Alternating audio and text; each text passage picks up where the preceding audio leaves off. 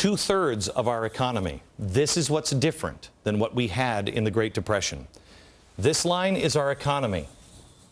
This used to be manufacturing. We used to make steel. I was in Pittsburgh over the weekend.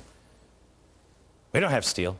We have the United Steelworkers Union. That building's still there. Well, they still have offices and everything. They don't make any steel in Pittsburgh, but the union still has their building there. That's great because they did a good job. We should make that a memorial for the place that chased all of those jobs overseas. Thanks, union.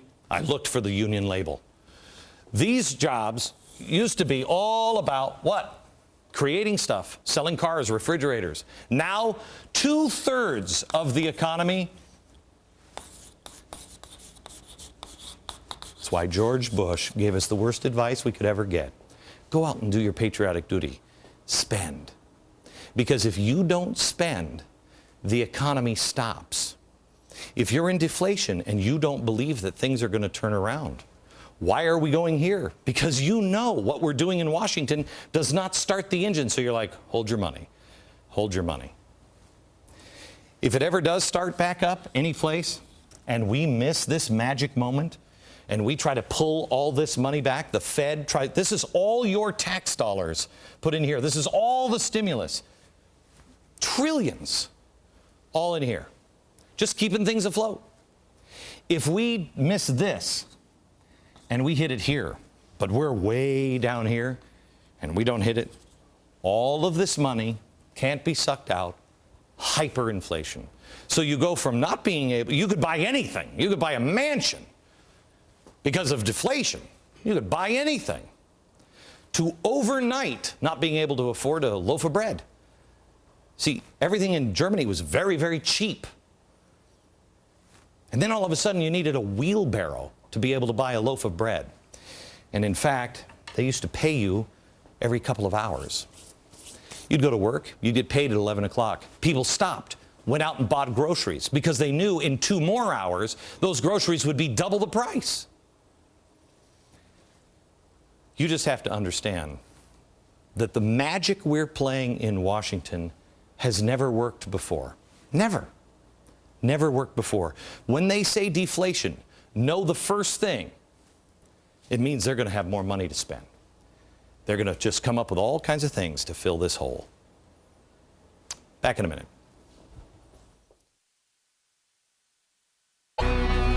America, I want to talk to you about something that I don't think anybody else will. We're going to start having different conversations on this program than I think other shows.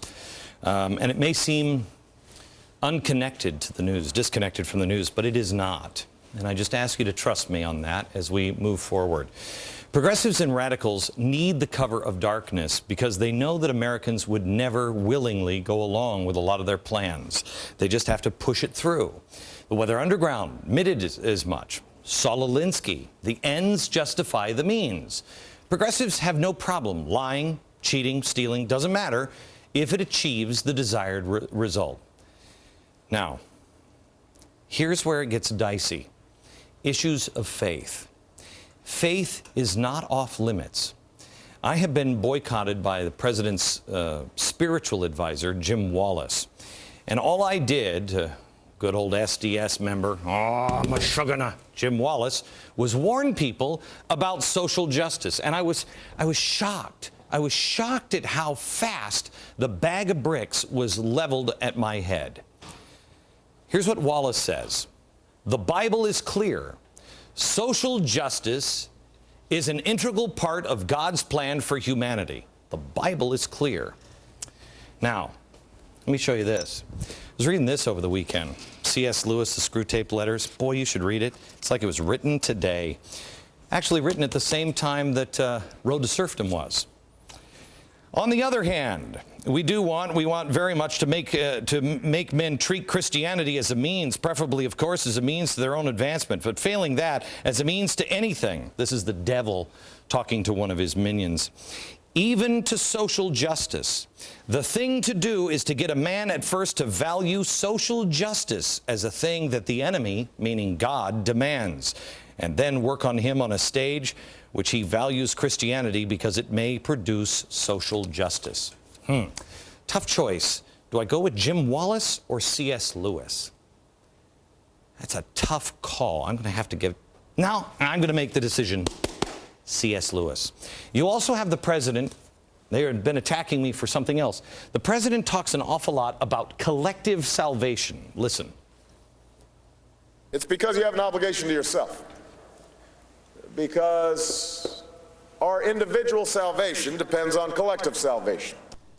No, it really doesn't. That's where the whole atonement comes in. It's a personal thing. And I'm not the only one who thinks that. You can go with President Obama or Pope Benedict on collective salvation. Quote, "Wherever politics tries to be redemptive, it is promising too much. Where it wishes to do the work of God, it becomes not divine, but demonic." Let's see, the guy who got the gospel first time from Jeremiah Wright's church for 20 years, or the Pope. Again, another tough choice. I wish I had a lifeline or call a friend or something I could do. But I think I'm going to go with the Pope. And then you have James Cone. Here's what he says you need to do for salvation. The only way in which your repentance, your forgiveness can be authentic, your reception of it can be authentic, your repentance can be authentic, is that you give back what you took. And white people took a lot from black people. I may have read that in the Screw Tape letters. I'm not sure. See, apparently what God says isn't good enough. You have to spread the wealth around. This game has to stop. The ends do not justify the means. You want to start a revolution? You want to start a revolution? Well, I have one for you. Start with yourself. Live with honor, because very few people are doing it. Live with integrity. Stand in the truth. Stand in the truth. More in a second.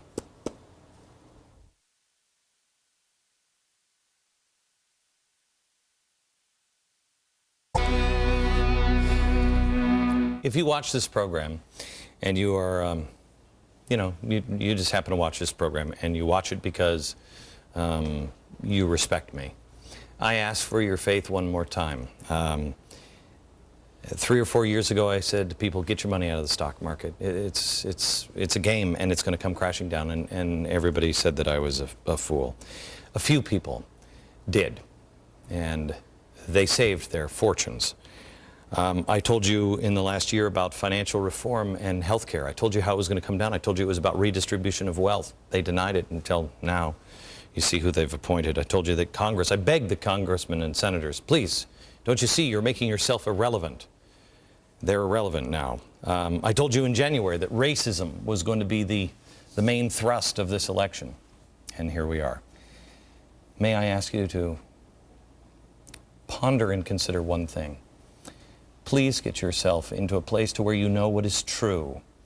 Please find yourself back in church. Please. Back in a place where you're listening to the Spirit. I don't care if it's on the top of a mountain. I don't care what church I don't care. Just surround yourself with truth in your whole life. This is a fantastic book. It is the King James Version of the Bible, but it talks about all of the history of America and how it relates in this. It is a fantastic, fantastic book, The American Patriot's Bible. If you haven't bought one for a long time, please buy this one. And then do me a favor. I tell you, I've only told about 5 or 6 people exactly what's going to happen at 8/28. In August 28, just 28 days away, 27 days away now, in Washington, D.C. at the Lincoln Memorial. And the people that I have told, about 5 of them, they've all had the same reaction. Oh my gosh, Glenn, the hair is standing on end on my arm. There's going to be a shockwave, a positive transformation in America, I believe, on that day. Please join me. If not, I ask you to fast and pray for that day. Pray for our country. Back in a second.